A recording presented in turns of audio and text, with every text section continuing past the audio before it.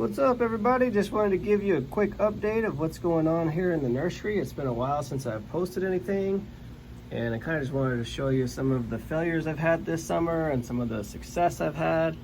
And right now we're in my little greenhouse. This is just one of those cheap Amazon pop-up greenhouses you can buy for like $80. And I've had this for probably 2 seasons now, and it's been a learning curve because having a greenhouse in Phoenix is really tough. You can see right now I got my temperature. You probably can't really tell, but it's 91 degrees and 40% humidity. And I've got this greenhouse in a spot that gets 0 sun at all. It's just indirect sunlight. And what I was running into is I had it on the other side of my house over there, way over there, where it gets just a little bit, like maybe 2 hours or 3 hours of afternoon sun. And that little tiny bit of sun was causing the temperature to just go through the roof. I mean, it was spiking up to 110, 120 degrees, and a lot of this stuff was just frying. You can see these are all my apple cuttings I did. These were green and healthy and beautiful and growing roots, and now they're all fried. I've only got one. One guy right there that did not want to give up. He's still there. This one actually looks like it's still a little green, but let's see. Yeah, he's probably not gonna make it. It's still kind of soft, but getting pretty crispy. And then this is a bunch of Jabba seedlings, and you can see they just cooked. When there was really nothing I could do, I just could not get the temperature of the greenhouse lower. I ended up moving it over here, and it did lower the temperature, but even in the heat of the day, it was, spiking up to like 105, 107. Too hot for these little tiny seedlings. And the issue I was having with that was, there's no light now. At least over there on the other side of the house, they got a few hours. But over here, they're just indirect light. And I had to get one of these little Amazon LED grow lights. But I had to, I ran this for a few days during the daytime. And just the heat coming off of this light was bringing the greenhouse up to 110, 112 again. So I ended up having to run the light at night when it wasn't as hot. And I was able to keep some stuff alive, but I think next year I'm gonna build a more permanent greenhouse structure and get a swamp cooler in there and some shade cloths and everything. So I can, hopefully not have this problem in the future. I really wanna keep the greenhouse below 95, but preferably 90 degrees or less all summer long. That'd be great. But just to show you what I have in here, this is Jabba. This is just Sabara, where you're from. And then all my dead, I still water it because I want this guy to survive, but dead apple cuttings, those were all gonna be used as rootstock for grafting. And then down here, some more Jabba, different varieties of Jabba, some of the harder to find ones. And then here I've got some C22 bitters. This is rootstock for citrus. And this is a rootstock that supposedly is just as good, if not better, than sour orange. We mostly use sour orange here in Arizona because of our clay soil and our high pH. But this is supposed to be better. It's kind of new and upcoming and hasn't been a whole lot of trials and tests on it, but the few that have been done have been very promising. So I was able to get my hands on some seeds. It was really hard trying to find the seeds, but I found a guy, I think he was in Georgia or somewhere, some citrus dude over there likes to grow kind of unusual citrus, and he's trying to push the growing zones. He's trying to grow it in Georgia, and I think this has a really cold hardy rootstock. It can go down to really cold temperatures, and so that's why he had it up there in Georgia. He's trying to grow it in the cold, but the fruit on this is no good. It has to be grafted. But luckily these grow true to seed. They're 90% true to seed. So you just basically have to come in here after they get a little bit more mature and look at the leaves, and you'll be able to tell by the leaf shape which ones are not true to type, and you get rid of those. But 9 out of 10 of them are going to be clones of the parent tree.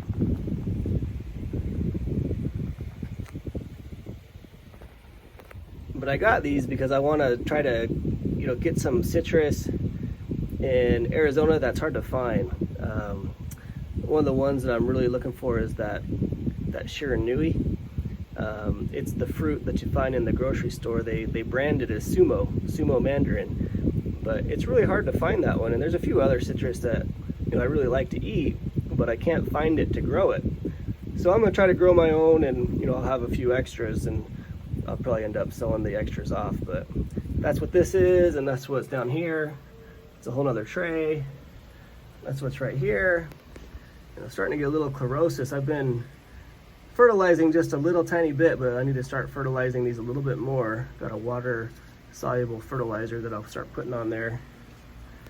And then this is a vegetable tray. I was getting my vegetable tray started, and man, it's been so hot. I started to harden them off, just giving them like 2 hours of sun in the morning, and it literally cooked them in 2 hours, and the whole tray, like half the tray's dead now. I mean, I don't know what's going on with this summer. It's October. It's like October 10th or 12th right now. And I mean, it was 108 degrees last week. It's ridiculous. But here we are with some more jaboticaba, another vegetable tray. This one didn't get hit quite as bad.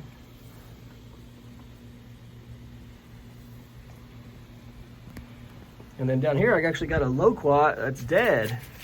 I don't even know why this one died. It was doing fine all summer. And then I went out to check on it.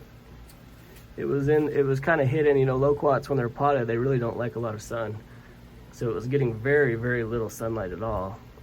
And it was doing fine all summer. And I went and checked, and it was dead. And I was like, what the heck? So anyways, I brought it in the greenhouse, seeing if it'll come back. You do the scratch test.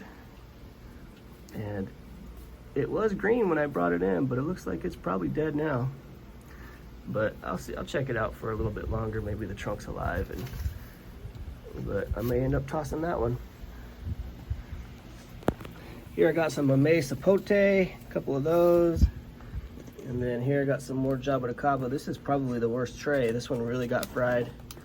My guess is it was probably on the top rack when the greenhouse was on the other side of the house, and it got exposed to the most sun. But here's my little humidifier. This is set up to keep it from 60 to 80. It's only 33 right now because I opened the door to come in here, but if I leave, it'll keep it around 60 to 80% humidity. But that's what's going on in the greenhouse. Go check out something else. Here's another failure. This was actually a tree that I bought from Home Depot. They had these, I don't remember if they were on clearance or what, but they were so cheap. And I ended up buying them just because I wanted to use it for the graft wood, because I have a plum, but I don't have the Santa Rosa plum.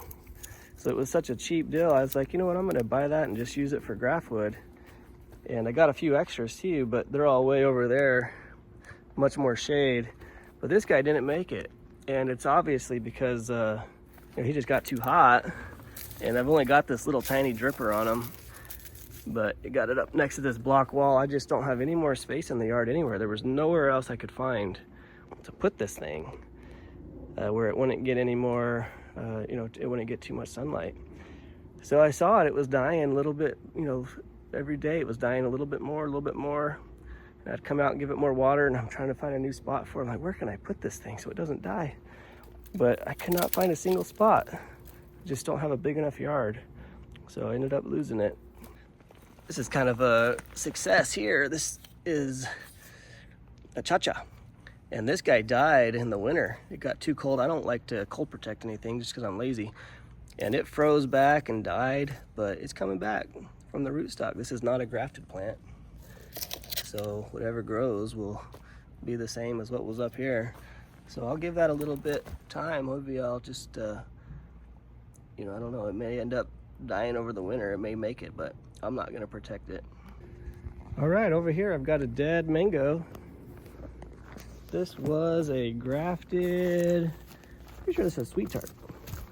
I think that's what it was because my kids love it, so I bought one. Yeah, sweet tart. So this guy actually died in the wintertime, and I left him there, and sure enough, he came back. He sprouted right back when it warmed up, and I said, awesome, this guy's gonna make it. Well, the summer killed him. You can see the shade cloth that I have set up here.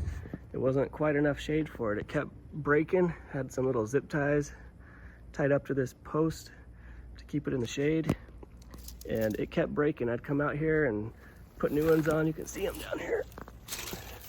And then they'd break, and then this sucker would blow open, giving it too much sunlight. And probably should have had the shade cloth come over here more to protect it from more of that sun. but it is what it is. But because of what I do for work, I have very little time in the summertime. It's kind of my busy season, my peak season, and I don't really get a whole lot of time to come out and check on things and fix things. And really I should have moved this post over and gave it more shade, but I didn't have the time to come out and do it. And now she's gone. But literally right next door, look, there's a Kent mango doing beautifully. There's 0 scald on it, and the only difference is the shade. You can see it's underneath the shade cloth here. It's protected from the worst afternoon sun by this pomegranate. You can see that sun right there coming through. It's probably like 3:15, 3:30 p.m. right now. And that mango looks beautiful, perfectly shaded. And I got another one right here. This is a Ceci Love, and she looks beautiful because of all the shade. You can see it's starting to, one of the things about the soil that you get in a lot of these plants that come from the nurseries, especially the ones from Florida, they use a lot of wood chips in their soil. And over time, those wood chips will disintegrate as they break down, as the bugs and stuff break it down, and your soil level will lower. So you can see I got these exposed roots. I really need to repot this into a bigger pot or put it in the ground. And then right next to it, we have a grapevine. This thing is just doing terrible. And to be honest, I don't even really know why, because it's got plenty of shade. This is one of those Home Depot buys, and they're super cheap. And I googled the variety. I don't remember what it was. There it is right here. Reliance. But it said that it was a low chill, grape. I think it said 200 or 250 chill hours. And I thought, hey, that's that'll work here. I'll buy that, pop it in the ground. But I don't know if it never rooted in or what, but it looks terrible. I'm probably just gonna pull it out. It's possible it could just be a bad variety for our area. We have really high pH soil, we have clay soil, and because it's, grapes, most grapes are not grafted. If you go to a vineyard, these guys that are growing vines for wine and stuff, they graft their grapes. They get rootstock for their soil, and then they graft the variety onto the rootstock. But most backyard gardeners, if you want to get a grapevine, you go to Home Depot or one of these local nurseries, and none of them are grafted. So this plant just might not do well in our soil. That's possible. This is kind of funny. This is my shade cloth. I grow a lot of these baby bananas over here, and getting them hardened off and acclimated to Phoenix. And it's kind of funny, as soon as this pomegranate popped up over the shade cloth, this thing just exploded. Pomegranates don't really want shade. And so this shade cloth that I had up for the bananas and for the mango, it was really hindering the growth. I mean, this is crazy. It's literally just like this little tiny thing, and then just once it hits the sun. I don't know if you can see those bananas in there. I'll go around to the other side.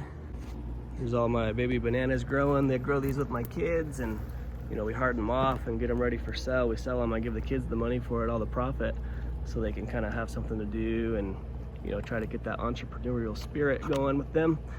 But they're doing great. We lost a couple, but not bad. They've been behind the shade cloth. This is actually a double layer of 50%. And then back here, got some wax bamboos. Those kind of had a tough time. And even with the shade cloth up, they really need a lot of shade. And then here's some grapevines. Actually, these are grapevines I ordered from a nursery in California. These are all rootstock. So this is a type of rootstock that does really well in Arizona. A lot of the vineyards are using it, and it does okay in clay. It does great with high salt content, which we have here in the Salt River Valley, and high pH water. If you're irrigating with city water, you have a pH probably about 8 to 8.4, and this can take that like a champ. So I'll be grafting these, and then I'll be planting some of them in my yard. I'll be pulling out the other ones that I was showing you, replacing them with these with the good rootstock, and then I'll just sell off the extras. So here's a Kerry mango. This thing is doing great, looks beautiful. There's pretty much 0 sun scald on it. I can't find any anywhere. And it was getting some afternoon sun. I mean, it got a lot of shade from the pomegranate. This protects it from the morning, and then probably the first 3 feet of it is protected by this shade cloth, 50%. But man, I was expecting it to not do that good. I mean, I just put this in the ground in the springtime, and man, it's beautiful. But this one is on that 13-1 rootstock, which supposedly is for high pH soil, high pH water, which is what we're dealing with here. So hopefully it's doing so well because of that rootstock. Here's a little scald right there. But when they can get the nutrients that they need, they do a lot better. They're a lot healthier. It protects them from the the extreme climate, protects them from pests. So it's doing great. Here's a little more scald right there, but looking great. I actually bought one of these trees, the 13-1, and I've got one growing out so that I can harvest the seed for rootstock. It's a polyembryonic seed. So I'm gonna be growing those seeds and grafting onto them because supposedly they're a lot better for our Arizona soil. But we'll see. There's another grapevine. This one's doing much better. This one is Himrod, and you don't see this one much. It's a green seedless variety. You don't see it much in the Phoenix area, but supposedly it does very well. There's a few people growing it and they say it fruits like crazy. This one is not on a rootstock. It's not a grafted plant. Just a cutting that I got from a friend of mine. Here's my apple tree. Kind of hard to see, but I don't have a lot of space in my yard like I was talking about. So this tree I've grafted on probably 4 or 5 different varieties of apple. And this one is on a good rootstock for Arizona. And it's doing pretty good. It's the first summer in the ground. It's exploded with growth. And all my grafts are doing great. Here's a Fuji. Here's a Golden Dorset. There's a Granny Smith. What else we got on here? Oh, what's this one? I don't remember. There's the actual graft of it here, the Granny, or actually the Golden Dorset. That's the graft.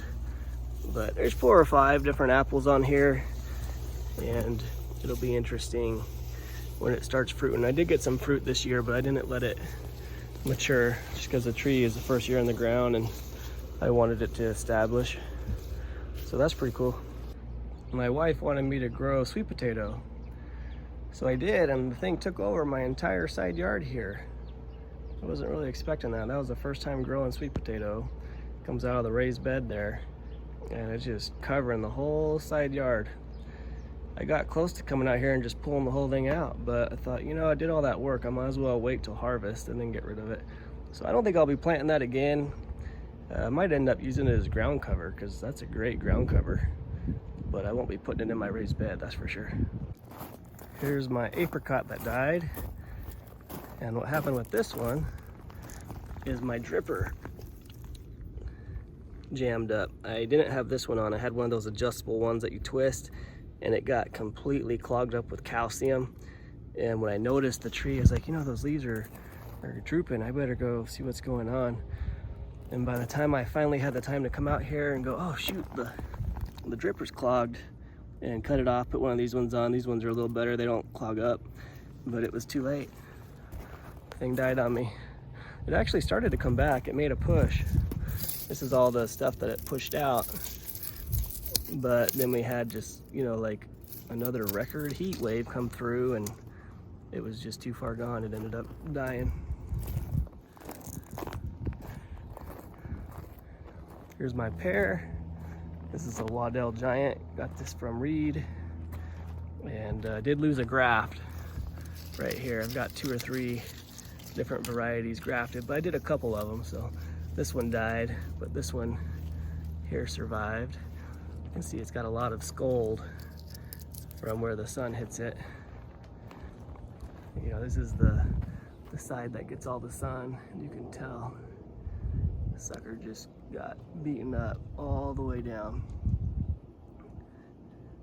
But if you come to the other side that didn't get that afternoon sun, You know, the top part a little bit scalded, but as you get down there, much nicer, much healthier.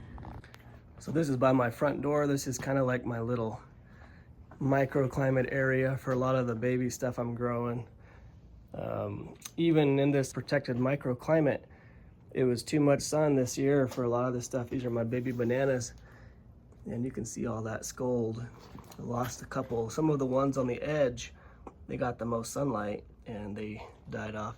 You know, when people come and buy plants, a lot of them are beginners, and a lot of them, and probably most of them are beginners. There's a few people that really know what they're doing, and they can take a plant like this and grow it out just fine, but a lot of the beginners will kill it off really quick. So I try to acclimate them, you know, as much as I possibly can. I give them as much sun as they can handle. And then once they start showing signs of too much sun, I try to pull them out of that area and give them a little more shade. And these ones, I just ran out of space. They don't look too bad. They're gonna bounce back. I mean, they're all still nice and healthy, but we lost a few on the edge. They just didn't make it. Here's a large jabuticaba. Got this one from a nursery recently. It was one of those sales that they do at the end of the year, and it's got a lot of chlorosis. And I really need to get this soil out. I need to refresh the soil. It's probably not getting enough air. There's a lot of wood chip material in here. It's probably getting rot. So I need to get that soil refreshed. Once it cools off a little bit more, this summer was brutal and it's still over 100 degrees, but next week it's supposed to be dropping down to 85. So all these chores are gonna get done. Over here is my 13-1 mango I was telling you about that I'm gonna grow out for rootstock. And then, see what else can I show you? Over here is kind of my little area where plants are basically about dead. I throw them here. They only get about 2 or 3 hours of sun. This mango is really struggling. I actually bought it as a discounted plant. You can see how big it is for this pot. I mean, that guy needs a bigger pot like a year ago. And it was starting to get dieback. You can see I cut it off there. And you can see how black the tips are. Got a little dieback right there. Had some more dieback right there. Some more dieback. See if I can get that to focus. Dieback right there. So really not healthy at all. I bought it as a discount, and it'll probably be fine once I get it in a different pot with some better soil. I've been, you know, checking into that Gary, not sure how to say his last name. Matsuoka, I think is his name. Anyways, you can find him. His channel is called Gary's Best Gardening, and he talks about soil and proper soil and stuff for container grown plants. I could probably put this in the ground, it would do fine, but I want it to bounce back and get healthier because all this dieback. I think it's probably just rotting in there.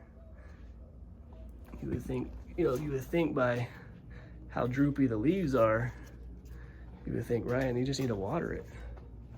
But it's actually got plenty of moisture in there. It's not moisture. It's been that way even after I, water it. I'll come out 30 minutes later, see if the leaves perk back up, but they don't. I think it's just rotting away in there.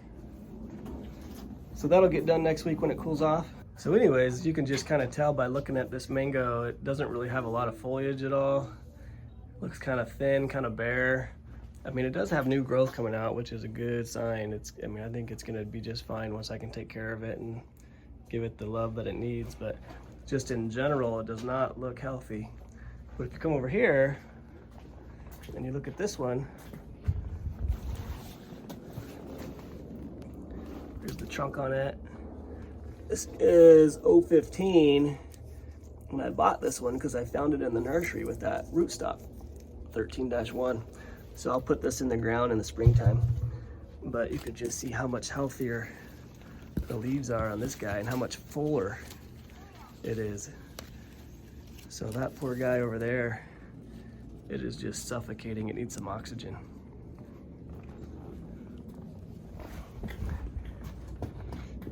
And then down here, we've got all my kids' mangoes. We do a lot of mangoes from seed. Some of these we bought from some local guys, and some of them we've eaten the seeds ourselves, sweet tart. And I grow them with my kids. We do it for fun. But here's my backyard. Just wanted to kind of show you I still have my shade cloth up because it's still over 100 degrees. It's, you know, it's almost the middle of October. You know, it should be well into the 90s by now. I've been trying to take the shade cloth down for probably 2 or 3 weeks, but it's still hot. Still got the shade cloth up. Hopefully I can take it down, you know, pretty soon. Next few days, it's showing the temperatures are dropping. It's about time. But anyways, that's it. Let me know what's going on with you guys. Let me know if you lost anything in the summer, if you're in Phoenix. This was a record summer for us. It seems like it's always a record summer. But it just seems like this year, summer never ended. It just keeps on going and going and going. So talk to you guys later.